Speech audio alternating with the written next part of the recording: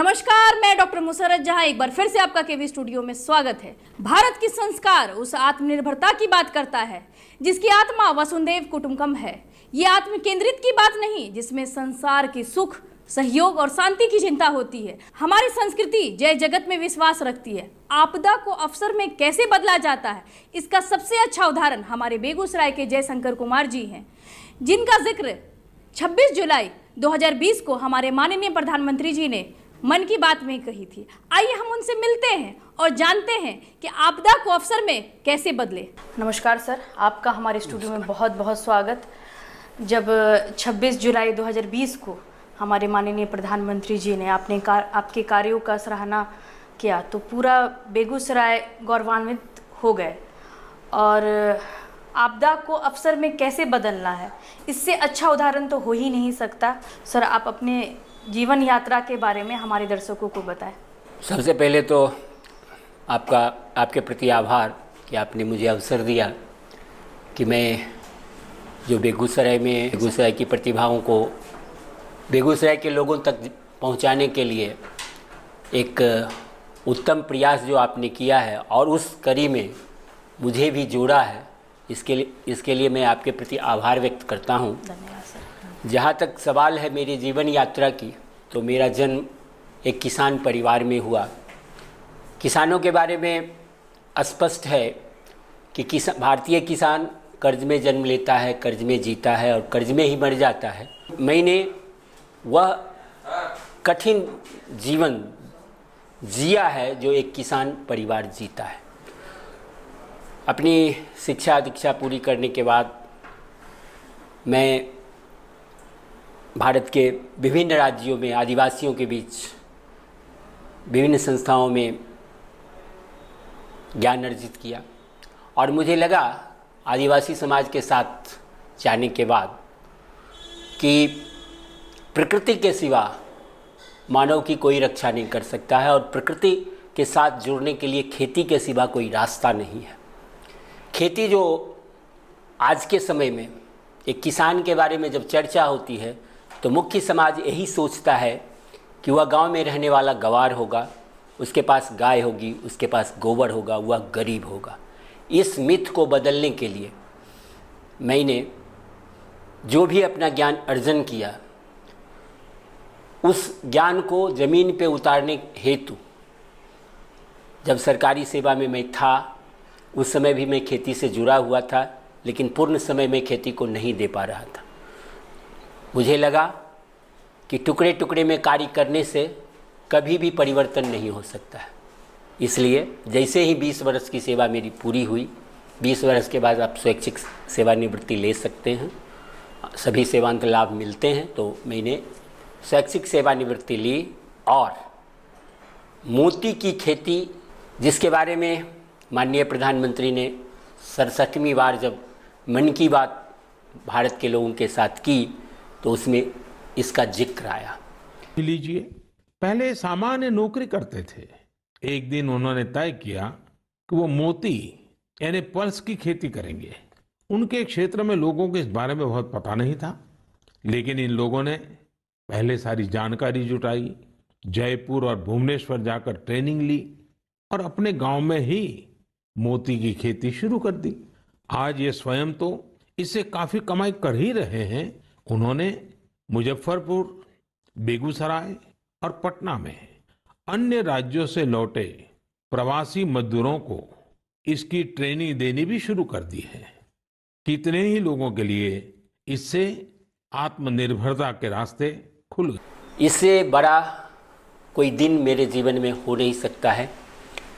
निश्चित रूप से यह बेगूसराय की धरती पर मेरा जन्म हुआ है, तो मुझे भी गर्व है कि बेगूसराय में जन्म लेके बेगूसराय में मीठे जल में मोती की खेती की शुरुआत मैंने की। मैं जहाँ कार्य करता हूँ उसका एक बड़ा उद्देश्य यह है, मोती तो सिर्फ एक आकर्षण है, वहाँ कृषि के सारे आयामों को एक जगह पर समेकित मोती की खेती का कार्य शुरू किया और उस प्रक्षेत्र का नाम इंद्रधनुषी कृषि प्रक्षेत्र दिया, जहाँ जो तालाब मैंने बनाया, जो 2009 में 1992 में मैंने पढ़ा था कि कहाँ से आते हैं मोती, लेकिन कोई मोती की खेती खारे जल में होती थी, मीठे जल में मोती की खेती कहीं नहीं होती थी। एक अजय सोनकर इलाहाबाद के किसान थे जिन्होंने शुरू किया, लेकिन खेती में जैसे ही उनका नाम हुआ तो वो अब्रॉड चले गए, फिर बात वहीं रुक गई। भारत में ये मेरा सौभाग्य है कि मैं दूसरा व्यक्ति हूँ जो मीठे जल में मोती की खेती करता हूँ, और यह निश्चित रूप से बेगूसराय के लिए सौभाग्य की बात है। बेगूसराय के लिए मैं सौभाग्य नहीं कह सकता हूँ, बेगूसराय में मेरा जन्म हुआ है, इसलिए मेरे लिए गर्व की बात। मोती क्या है? जब 2000 में बिहार बटा तो पूरी विश्व की अर्थव्यवस्था के बारे में जब आप बात करते हैं तो पूरे विश्व की अर्थव्यवस्था 5 चीज़ों पर निर्भर करती है: हीरे, मोती, सोने, चांदी, जवाहरात और खनिज पदार्थ। इसमें कोई भी चीज़ आप नहीं बना सकते। मोती ही एक ऐसी चीज़ है जिसे मानव अपने प्रयास से, आप मानव नहीं बना सकता, लेकिन मानव अपने प्रयास से सिप से मोती बना सकता है। आपने सुना होगा स्वाति नक्षत्र की बूंदें जब सिप के मुंह में जाती है तो मोती बन जाता है। सिप एक जलीय जीव है, बूंद के जाने से कैसे मोती बनेगा? लेकिन हमारे पूर्वजों का ज्ञान बहुत ही उत्तम था, बहुत ही उच्च कोटि का था। उन्होंने मिथ के रूप में इस बात को रखा। भारत एक कृषि प्रधान देश है और भारत में वर्षा ऋतु समाप्त हो जाती है। रबी की खेती कार्तिक महीने में जब होती है तब तक वर्षा ऋतु समाप्त हो जाती है, ताल तलैये सूखने लगते हैं। जलीय जीव सिप, जिसको सितुआ आम तौर की भाषा में लोग कहते हैं, वह उसके साथ विडंबना यह है कि वह पानी के बहाव के साथ बहता है, स्वयं चल नहीं सकता। तो जैसे ही कोई सिप बाहर पड़ा हुआ है, पानी सूख गया है, भूखा प्यासा, और सिप मछली नहीं है, यह पानी के बाहर भी 8 दिनों तक जीवित रह सकता है। संजोग से स्वाति नक्षत्र में बारिश हुई, वर्षा जल के साथ कंकर पत्थर भी, वह भूखा प्यासा सिप बाहर पड़ा है, वर्षा जल के साथ कंकर पत्थर भी उसके मुंह में गया, और अगर वह भाग्य लकली अगर तालाब में या नदी में या तलैये में चला जाता था तो वो मोती बना देता था। मतलब इसका यह है कि प्रकृति ने उसे ये ताकत दी है कि मोती वो बना सकता है, लेकिन जब तक कोई बाहरी पदार्थ उसके अंदर नहीं जाएगा तब तक वह, उसे क्षमता रहने के बावजूद भी वह नहीं बना सकता है। तो स्वाति नक्षत्र की बूंदें सिप के मुंह में जो जाती है, इसी मिथ को हमने अपना आदर्श वाक्य बनाया और हमने उसमें बाहरी पदार्थ डाला। इसके लिए सीफा के वैज्ञानिक डॉक्टर जानकी रमन, जो भारतीय मीठे जल के पिता कहलाते हैं, मीठे जल में मोती की खेती के पिता कहलाते हैं, उनके शिष्य अशोक मनवानी को 2009 में बेगूसराय आमंत्रित किया, जिसमें आत्मा कार्यालय ने मेरा सहयोग किया, आत्मा कृषि विभाग के कार्यालय ने। और उस समय जो क्षेत्रीय जहाँ पानी जमा होता था वहाँ सिपों को विभिन्न जगह से चुन के उसको ऑपरेट करके उसे पाला और देखा कि मोती बन सकता है। जब यह सफलता हमें मिली तो उसके बाद मैंने 1.5 बीघे ज़मीन में एक तालाब पूरे इस तरीके से बनाया कि उसकी पूरी मिट्टी 1 बीघे में पानी है और 10 कट्ठे में जितनी मिट्टी निकली वो चारों ओर उसकी बाउंड्री मिट्टी की बना दी। और जितना ज़मीन मैंने पानी के लिए घटाया, क्योंकि बढ़ती आबादी घटती ज़मीन का विकल्प भी हमें चाहिए, क्योंकि कृषि योग्य भूमि घट रही है। तो अगर आप कोई कार्य कर रहे हैं सिर्फ तात्कालिक लाभ के लिए कार्य करेंगे तो फिर कृषि का वही हाल होगा जो अब तक हुआ है। तो मैंने जितनी ज़मीन पानी के लिए घटाई, खेती योग्य ज़मीन, उतनी ज़मीन हवा में तैयार कर दी। वह जो बाउंड्री है वो उसका टॉप जो है वो 15 फीट का है और तालाब के साइड से टॉप से जो पानी का सेंटर है वह 55 फीट का है और बाहर जो टॉप के बाहर का जो हिस्सा है उसमें 35 फीट है। इस तरीके से मिट्टी को जमा किया तो वो खेती योग्य ज़मीन हो गई, और जिस पर अभी लगभग 900 पौधे लगे हुए हैं, जबकि 1 एकड़ में 400-450 प्लेन पौधे नहीं लगते हैं। यह जो वर्टिकल हो गया तो एक पौधे दूसरे पौधे को किसी भी प्रकार का कोई विरोध नहीं करता। जैसे चाय की खेती होती है, जैसे चाय की खेती होती है या वन होता है पहाड़ों पे जी।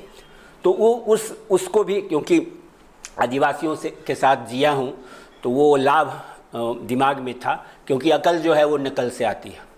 तो जो भी मैंने ज्ञान का नकल किया उसे मैंने वहाँ उतारा। उसके बाद पूर्ण रूप से उसमें मछली पालन, मोती पालन, बत्तख पालन, मुर्गा पालन, वर्मी कंपोस्टिंग, सघन वानिकीकरण, फल फूल सब्जी, सारी चीज़ों को एक जगह पर स्थापित कर दिया। मेरा उद्देश्य था, आप अगर मेरे उस प्रक्षेत्र में जाएंगे आप स्वयं खड़ा होकर देखेंगे कि वह प्रक्षेत्र जिस उद्देश्य से मैंने बनाया था कि 1 एकड़ का अगर ज़मीन, क्योंकि ज़मीन घट रही है, वह ज़मीन कोई प्लास्टिक है नहीं जो आप खींच देंगे, तो घटती जो ज़मीन है, तो अगर 1 एकड़ किसी किसान परिवार के पास ज़मीन है तो 1 एकड़ में 6 व्यक्ति का परिवार कैसे जी सकता है, यह इसका वह एक उदाहरण है।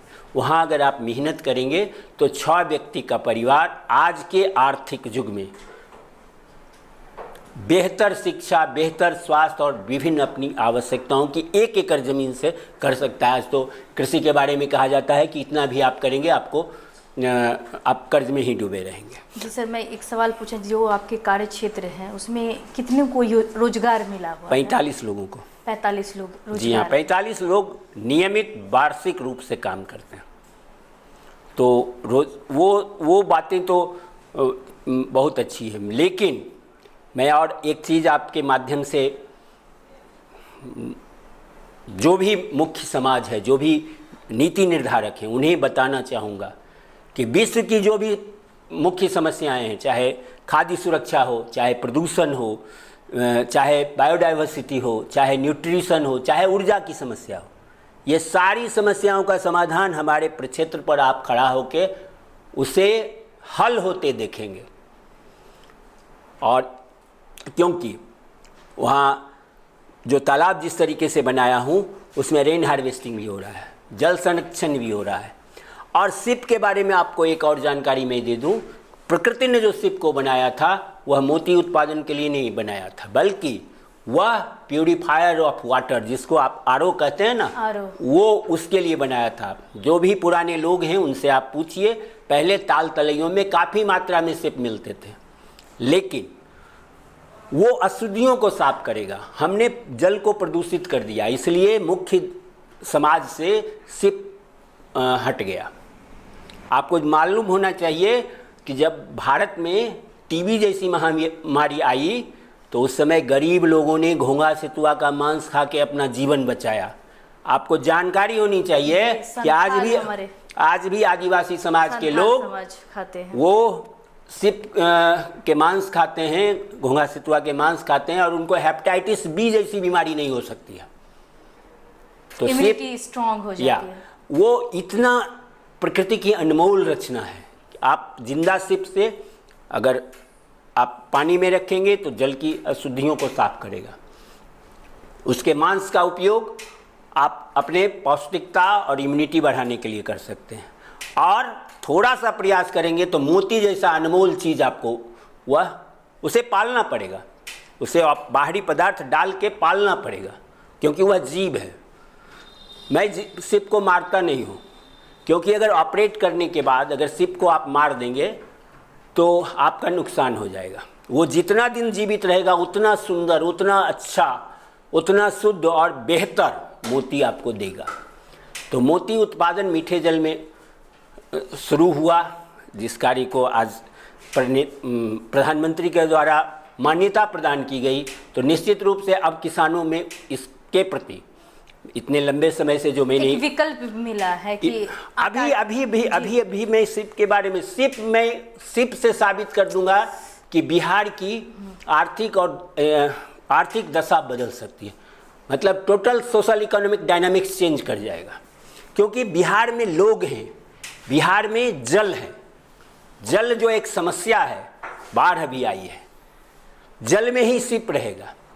तो अगर सिप पालन को आप बढ़ावा देते हैं तो जिंदा सिप से आपको 3 लाभ हुआ। जब सिप मर गया तो उसके ऊपर कैल्शियम कार्बोनेट का आवरण होता है जी। पशुओं को आप, जो पशु दुधारू पशु हैं, उसे कैल्शियम बाजार से खरीद के देते हैं। अगर उस आवरण को ही पीस के उसे चूर्ण को दिया जाए तो पशुओं के, आपके पोल्ट्री में, मुर्गा पालन में जो कैल्शियम खरीद के देते हैं उसकी पूर्ति हो जाएगी। मिट्टी में कार्बन की कमी हो रही है, उसमें कार्बोनेट है, अगर उसका चूर्ण बना के खेतों में छींट दिया जाए तो कैल्शियम और कार्बन दोनों मिल जाएगा, खेत की उर्वरा शक्ति बढ़ जाएगी।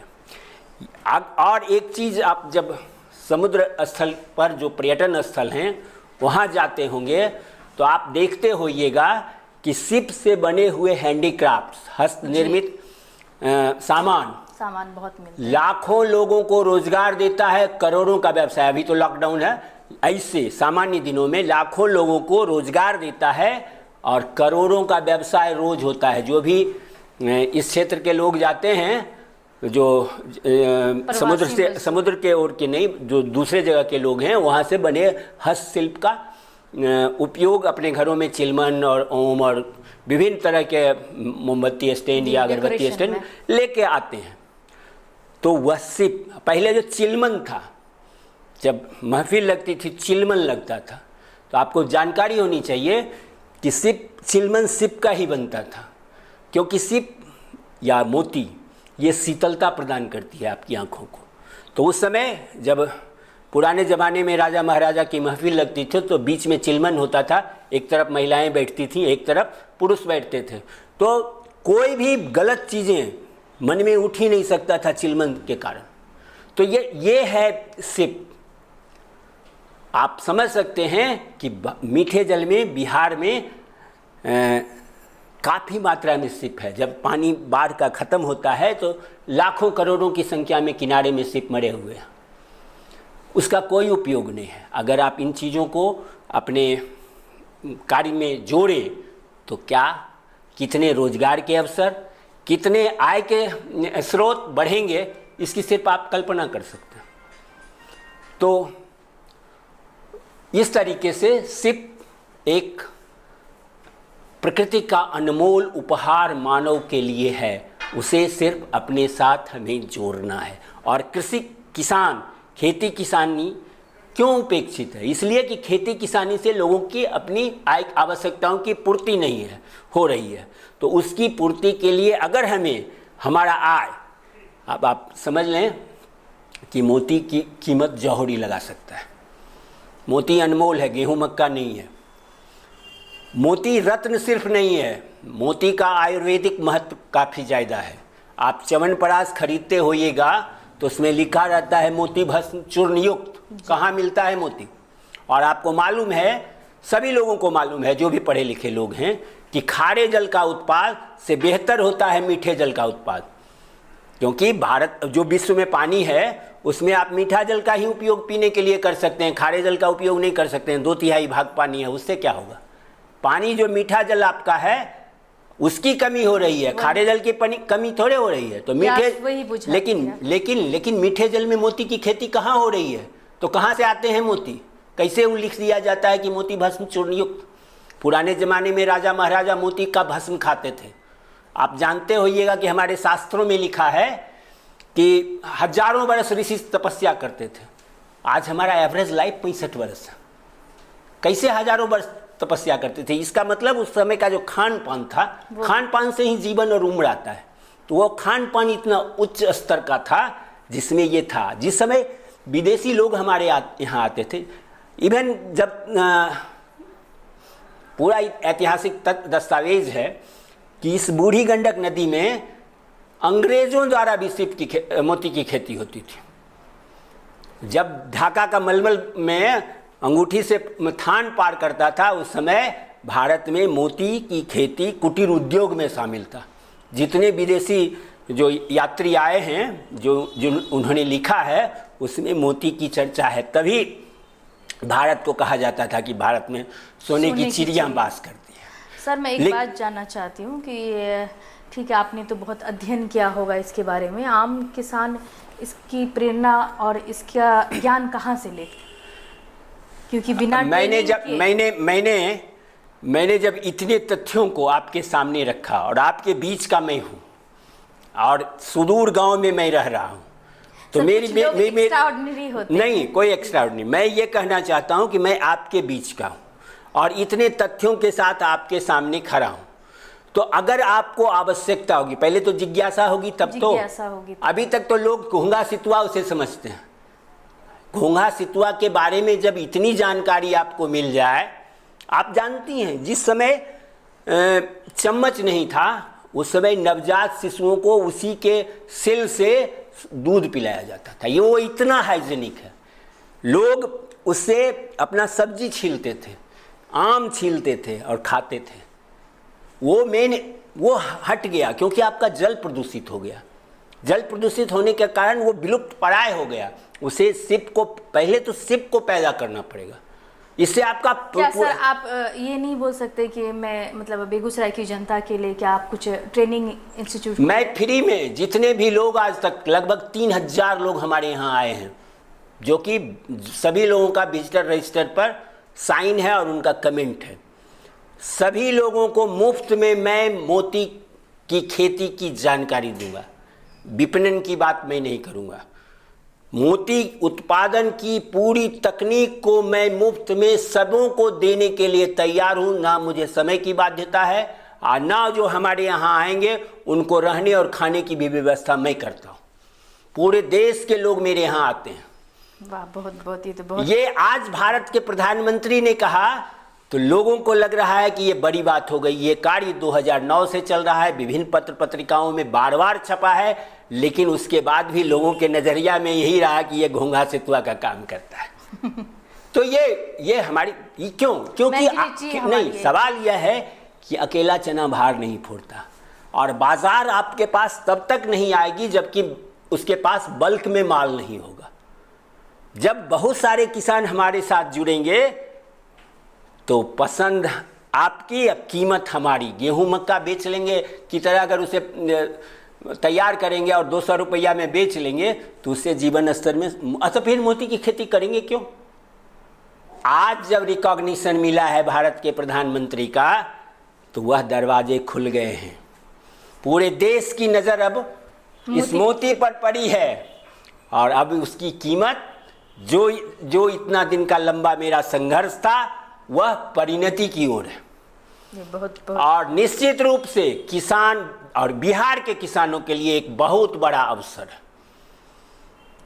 क्योंकि बिहार के पास पानी है। पानी तो अब मुंबई में कोई मोती की खेती करना चाहेगा तो होगा नहीं, शहरों में कोई करना चाहेगा तो होगा नहीं। लेकिन बिहार में जो बाढ़ के कारण आपदा आती है जल से, वह जल हमें कहाँ पहुँचा सकता है? हमारे, आप इसका मूल्यांकन कर सकती हैं कि आपके जीवन में सामाजिक, क्योंकि जैसे ही आर्थिक स्तरों ने होगा सामाजिक परिवर्तन हो जाएगा। और आर्थिक स्तरों ने उनके लिए सबसे जो उपेक्षित जीव है घोंघा और सितुआ, नहीं घोंघा सितुआ है, वह आपके जीवन में परिवर्तन ला सकता है। इसको मैंने प्रमाणित कर दिया है, अब मान्यता मिली है। अब लोगों को, किसानों से मेरी अपील है कि आप हमेशा उधार की खेती करना चाहते हैं। उधार की खेती से आपके जीवन में कभी परिवर्तन नहीं होगा। उदाहरण की खेती करें, आधार की खेती करें। आप अनुदान चाहते हैं सरकार से, अनुदान आपकी समस्याओं का निदान नहीं है। आपको स्वयं प्रयास करना पड़ेगा अपने जीवन यापन के लिए। अपने आसपास जो उपलब्ध संसाधन है उसका बेहतर प्रबंधन करना पड़ेगा। जरूरत है कि आपके पास जो उपलब्ध सीमित संसाधन है, घोंघा सितुआ नदी नाले में बेकार पड़े मिलते थे, अब कम मिलते हैं। अब उसको थोड़ा सा जल का संरक्षण करना पड़ेगा, जल शुद्धिकरण करना पड़ेगा। शुद्ध वो स्वयं कर देगा, आपको रोकना पड़ेगा कि उसमें कारखाने का कोई अपशिष्ट ना जाए, आपके नालों का पानी ना जाए, उसे रोकना पड़ेगा। सिप अपने आप बढ़ जाएगा। शुरू में मैं इधर उधर से सिप खरीद के लाता था, चुन के लाया, खरीद के नहीं, चुन के लाया। ऐसे अब सिप का व्यापार भी हो रहा है। जैसे जैसे मोती की खेती के बारे में लोगों के बीच जागरूकता हो रही है, आज ही मैंने एक अखबार में पढ़ा, डिमांड जब बढ़ा तो हाँ, तो 15 रुपये सिप मिलता है। आप चलिए, मेरे तालाब में लाखों की संख्या में सिप पड़े, क्योंकि सिप एक कोशिकीय जीव है। वह स्वयं अंडाणु शुक्राणु छोड़ता है, उसमें मछली पालन साथ आप कर रहे हैं, उसके सल्क पे जमा होता है, वो सिप बन जाता है। उसको 2 सिप नहीं चाहिए, 1 सिप ही अगर आप ले जाते हैं तो सिप बढ़ जाता है। सिर्फ आपका पानी का स्तर अच्छा होना चाहिए। मछली पालन करिएगा तो निश्चित रूप से आपका पानी मेंटेन्ड होगा, उसका पीएच आप कंट्रोल रखेंगे, तभी प्रोफेशनली मछली पालन कर सकते हैं। तो जो भी मछली पालक किसान हैं जिनके पास अभी तालाब उपलब्ध है, वो सबसे पहले इससे जुड़े, मोती की खेती शुरू करें, अपना सिप उत्पादन करें। 15 रुपया में सिप खरीदेंगे तो फिर उनका लागत बढ़ जाएगा, क्योंकि हमें लागत को कम करना है, आय को बढ़ाना है। जैसे कि सर आपने बताया कि सिप से मोती जो निकलता है तो वो एक्सपोर्ट कहाँ, इंडिया में हो रहा है कि बाहर में आ रहा है? अब वो तो मैं छोटा व्यक्ति हूँ, मैं बड़ी बात करूँगा नहीं, लेकिन आप इंटरनेट पे चेक करेंगे तो $1 ट्रिलियन में उसका आयात होता है भारत में।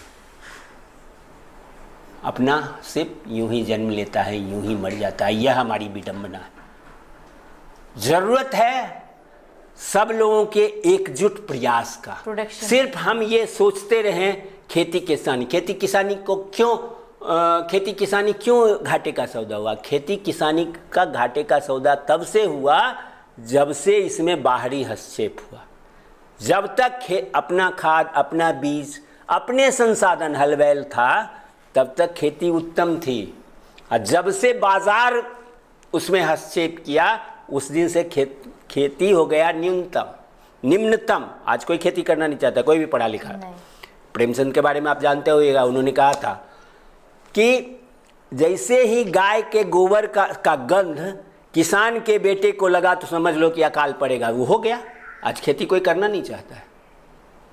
खेती से आप दूर हो चुके हैं, और खेती के बिना जब भी आप कितना पैसा कमा लें, कितना बड़े पद पे, कोरोना काल में तो पता ही चला नहीं, कोरोना तो खैर कोरोना की बात तो अलग है। नहीं कि कोरोना काल में जो हमारा बेसिक नीड उभर के आया है कि हमें जीने के लिए खाना जरूरी है, तो ये इम्पोर्टेंस हम भूल चुके थे कि हम इम्पोर्टेंस बहुत सारी चीज़ को बना लिए थे, मगर इम्पोर्टेंस हमारा जो बेस है, हमारा फूड है, क्या उसको हम भूल गए। मैं मैडम ये मानूं कि आपको जब कोड़े का चोट लगे तभी आपको दर्द महसूस होगा। मैं ये आपसे कहना चाहता हूं कि कोई भी कितने भी बड़े पद पर हों, कितने भी पैसे वाले हों, वो सोने चांदी का रोटी चावल नहीं खाएंगे।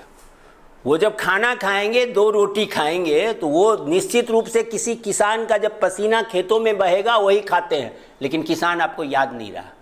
कोरोना ने आपको याद दिलाया, ये अलग बात है। लेकिन क्या हमें कोरोना जैसी महामारी का इंतजार करना पड़ेगा अपने जीवन के आधार के लिए? निश्चित रूप से इन चीज़ों से उबरना पड़ेगा। हमारी जो व्यवस्था बना दी गई है कि शारीरिक श्रम का महत्व हमने घटा दिया, मानसिक श्रम को काफ़ी ऊपर स्थान दिया, क्योंकि आप बाजारवादी नीतियों ने मानसिक श्रम का मूल्य बढ़ा दिया और शारीरिक श्रम के मूल्य को काफ़ी कम कर दिया। लेकिन जो मानसिक श्रम करते हैं उनको सुबह में 3 किलोमीटर पैदल दौड़ना पड़ता है अनुत्पादक कार्यों के लिए, अपने पसीने बहाने पड़ते हैं, क्योंकि प्रकृति ने हमें और आपको जो बनाया है वह सिर्फ मानसिक श्रम के लिए नहीं बल्कि शारीरिक श्रम के लिए बनाया है। तो दोनों का बैलेंस होना चाहिए। बेहतर, खूब अच्छी बात है कि आप बेहतर पदों पे जाएं, लेकिन आप आधार को मत भूलें, क्योंकि भोजन आपको उसी आधार से आएगा। तो नेचर कॉलिंग यू, चाहे वो मोती की खेती हो चाहे सामान्य खेती हो, इस प्रकार से किसानों को आधार की खेती, उधार की खेती छोड़नी पड़ेगी। आपके परिवार के कितने लोग इसमें जुड़े हैं? सारे लोग की खेती ही करता हूँ। मतलब और ये मैं शान से आज कह सकता हूँ, अगर मैंने कार्य किया उसका एक उदाहरण है कि आप मुझे बुला के पूछ रही हैं। इससे बड़ी बात और क्या हो सकती है? इसके पहले आपने कहाँ मुझे पूछा? क्या इसके पहले मेरे पास ये ज्ञान नहीं था? तो आज मान्यता जब भारत के प्रधानमंत्री ने दी तो दिल्ली से लेके बेगूसराय तक सारे लोगों की नज़र उस पर पड़ी। मैं कोई अहंकार की बात नहीं कर रहा हूँ। मैंने जो कर्म किया, मैंने जो एमएससी पास करके गोबर और कीचड़ के बीच जिया, उसका ये परिणाम है कि खेती और किसानी से लोग जुड़ के इस मुकाम को भी हासिल कर सकते हैं। सर, एक संदेश मैं सिर्फ बेगूसराय वासियों को तो अब नहीं बोलूँगी, पूरे भारतवासियों के लिए एक संदेश आप दें। मैं पूरे भारतवासियों से अपील करता हूं कि भारत की जो संस्कृति है वो ऋषि और कृषि की संस्कृति है। ऋषि से सीखें और कृषि में अपनाएं और अपनी संस्कृति को बचाएं। निश्चित रूप से आज भी कृषि उत्तम है, उत्तम खेती मध्यमवान, नीच चाकरी भीख समान। नौकरी के लिए इधर उधर नहीं भटकना है। चीज़ें आपके पास हैं, जो चीज़ें हैं उसका बेहतर उपयोग कीजिए। अपने शारीरिक श्रम को, अपने ज्ञान को, पूरे दरवाजे को, निराशा से भारतीय किसान उबर जाएं। भारतीय किसान हमेशा कभी बाजार को दोष देते हैं, कभी सरकार को दोष देते हैं, कभी समाज को दोष देते हैं। उन्हें सिर्फ और सिर्फ अपने पास उपलब्ध संसाधनों का समुचित उपयोग करके अपने जीवन में बदलाव लाना है। बाजार आपके साथ होगी, सरकार आपके साथ होगी और समाज आपके साथ होगा। पहले तो आप, क्योंकि बैसाखी के सहारे माउंट एवरेस्ट पे नहीं चढ़ा जाता है, चढ़ने के लिए अपना आत्मबल चाहिए। निश्चित रूप से भारतीय किसान जिस दिन निराशा से उबर जाएंगे और अपने सीमित संसाधनों का समुचित उपयोग करेंगे, परिणाम आपके सामने है। बहुत बहुत धन्यवाद सर, आपने अपना टाइम दिया। बहुत बहुत